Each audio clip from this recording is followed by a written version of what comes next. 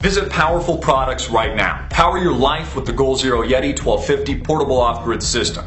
Powers your refrigerator, TV, computer, cell phone, and all other electronic devices, whether you're camping with family, friends, or need a secure backup in the event of an emergency. The Goal Zero Yeti 1250 is the ultimate portable power system, period. Power your life now and click the link below.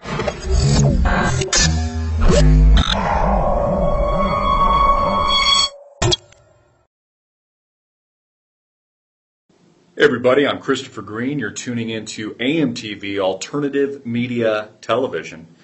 Happy Halloween, ghouls and goblins. It is a good day today. You know, there's a lot going on in the news. Not only did we learn that Ben Bernanke is not tapering, which we know is never going to happen because they can't raise interest rates. They can't stop buying mortgage-backed securities and artificially stimulating our market, because if they do, the entire thing unravels overnight. That's just the very nature of our financial system. It's the very nature of our capital markets. Things are cracking at the seams.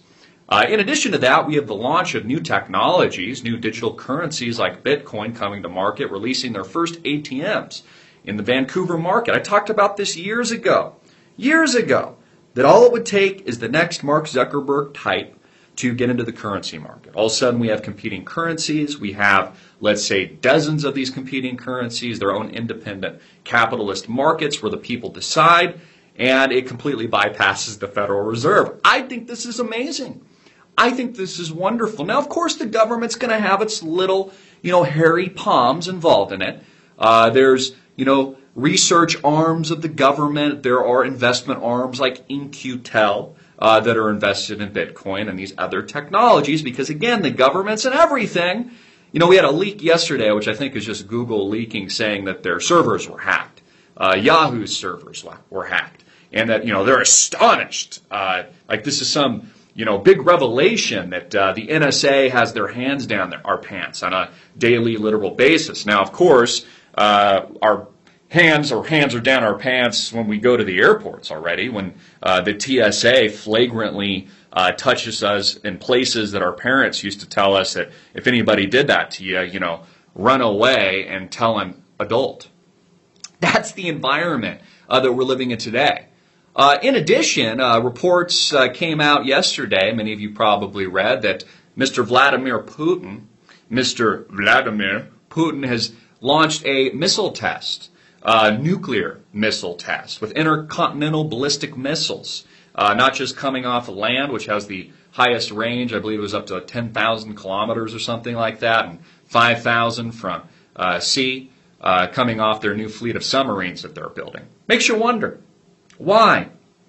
Why are they testing this new technology? Why the need for nuclear weapons if you're not planning on using it? They always tell us, it's kind of like the NSA, they always tell you, well, don't worry about the fact that we're recording your day-to-day conversations as long as you're not doing anything wrong. Well, then you have nothing to worry about.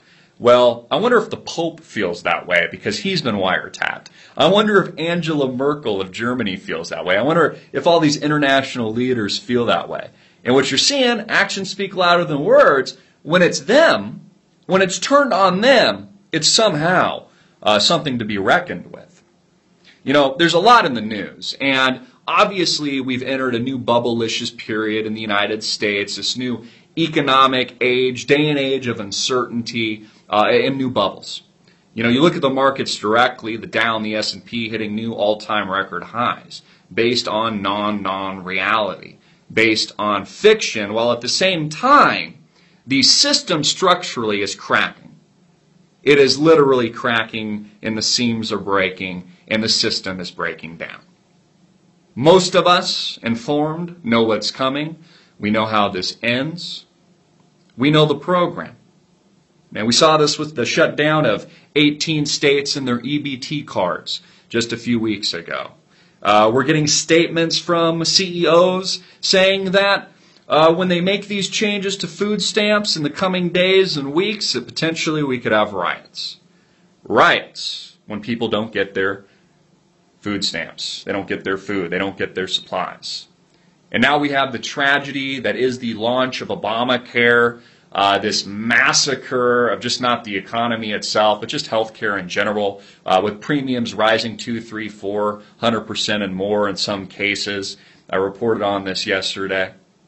Totally devolving our country, our economy, our system of governments, and ultimately our liberty.